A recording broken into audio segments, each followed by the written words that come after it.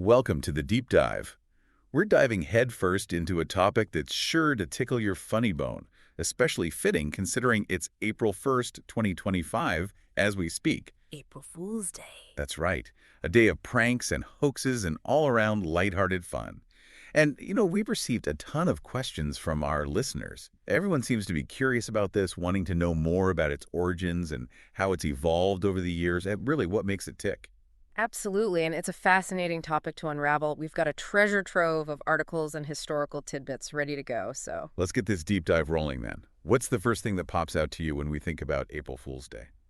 Well, for a celebration so universal, the actual origin story is surprisingly elusive. Like, we don't have a specific founder or a eureka moment. It's a real head scratcher, isn't it? Really. So how do we even begin to trace something back when the starting line is so blurry? One popular theory points to the adoption of the Gregorian calendar back in the 16th century. It's a bit of a calendar conundrum, you could say. Calendar chaos? Okay, I'm intrigued. Tell me more.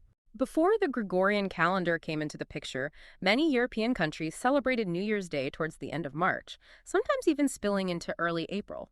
So not on January 1st like we're used to now. Exactly.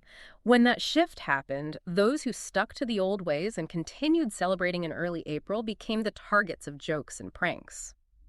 They were, in a sense, the original April Fools. I love that. So it's like this playful ribbing stemming from a difference in calendars. It makes you wonder if there are any even older traditions we might be missing. You're right on the mark there. Some researchers believe there might be links to ancient Roman festivals. One in particular stands out, the Festival of Hilaria. Hilaria, okay. It was celebrated around March 25th, and just like April Fools, involved masquerades and a good dose of lighthearted deception. So it's possible that this spirit of playful trickery has been around for much longer than we think. So the Gregorian calendar theory might not be the whole story, but more like another chapter in a long history of springtime silliness. That's amazing. And what about the vernal equinox? It feels like it could have a connection here too. That's a great point to bring up. The vernal equinox marks the beginning of spring, a season of unpredictable weather, renewal, and change. Some folks believe this sense of unpredictability might tie into the lighthearted chaos of April Fool's Day. I could definitely see that. It's like embracing the unexpected, turning it into a day of laughter and fun. Exactly. You could say it's like a ritualized way of acknowledging the unpredictable nature of things, especially during springtime. So we've got calendar confusion, Roman revelry, and the chaotic energy of spring, all possibly contributing to the birth of April Fool's Day. It's like a perfect storm of historical circumstances. And over time, these possibly separate threads evolved into the more standardized prank traditions we see today. You know, the classics. The salt and the sugar shaker trick, the fake spider prank, sending someone on a wild goose chase for something that doesn't exist. You can't forget those. Oh, absolutely. And what's interesting is that most of these pranks are harmless.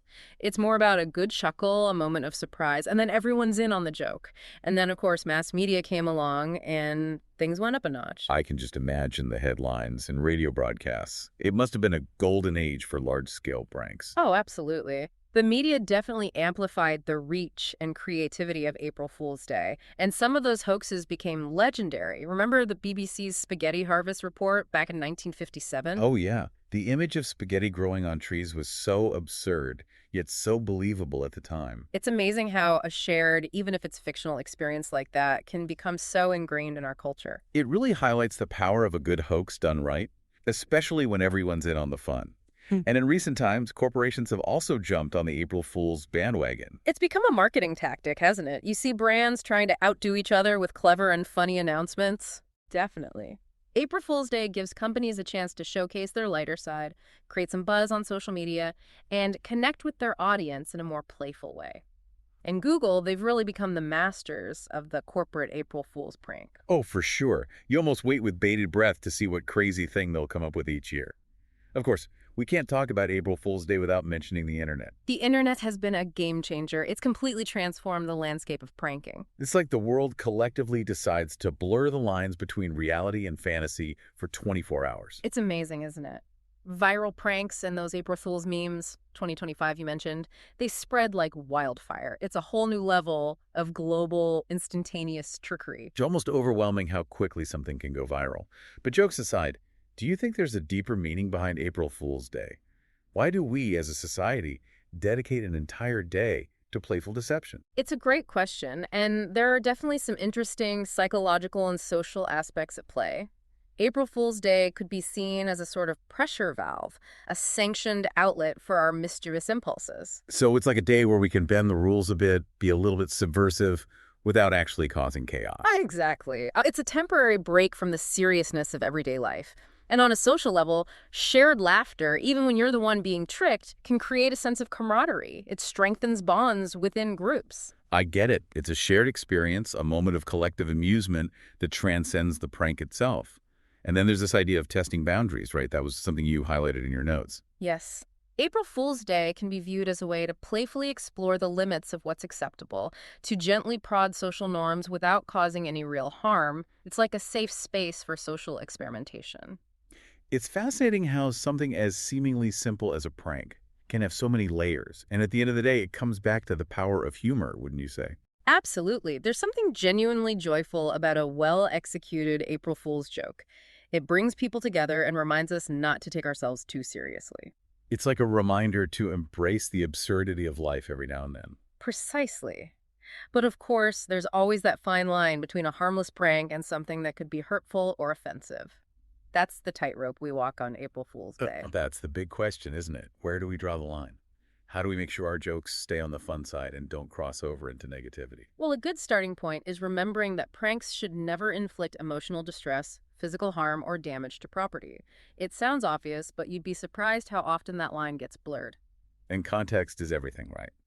What might be hilarious to your best friend could be totally inappropriate for a colleague or a stranger. Exactly.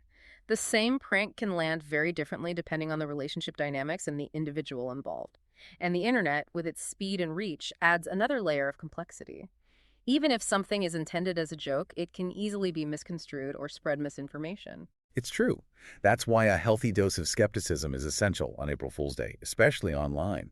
We need to be extra vigilant about what we believe, even more so than usual. It's like we need to activate our internal April Fool's radar that day, double-checking everything we see and hear. And then there are all those social media challenges and trends that emerge. Some are brilliant, and some are just, well, not so much. Social media definitely becomes a hotbed of April Fool's activity. It's like everyone's trying to outdo each other with the most creative or outrageous prank, and let's not forget the memes. Ah, the memes. They're the perfect format for April Fool's humor. Quick, witty, and incredibly shareable. I'm sure by now our social media feeds are flooded with April Fool's memes 2025. You can bet on it. Now, looking to the future, it'll be interesting to see how technology, especially the rise of AI, shapes the evolution of April Fool's Day. This is where it gets really exciting.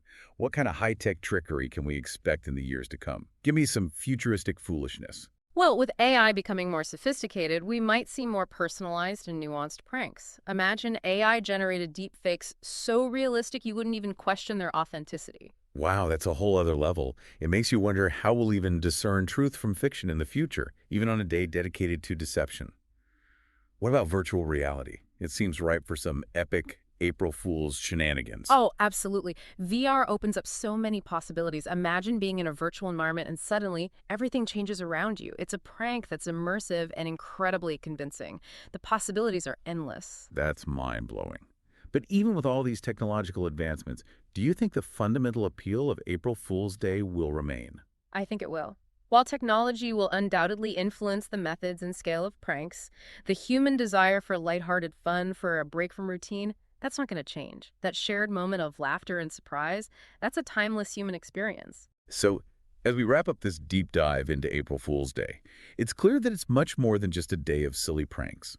We've explored its hazy origins, possibly rooted in calendar changes and ancient festivals, and its evolution into a global phenomenon fueled by media and technology.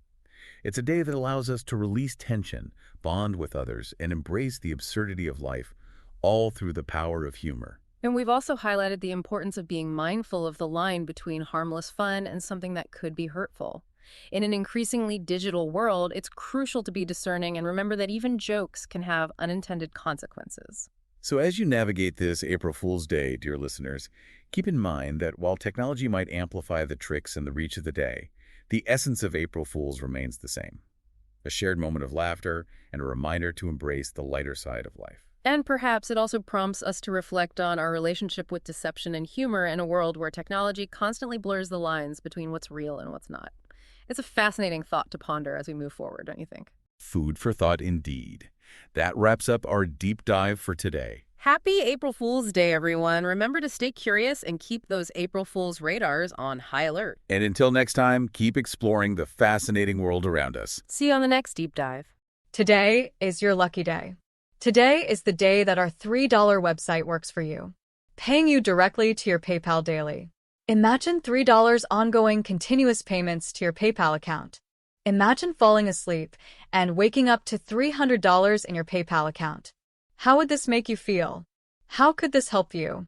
What bills could you pay? What kind of fun could you have? What does that retirement look like now?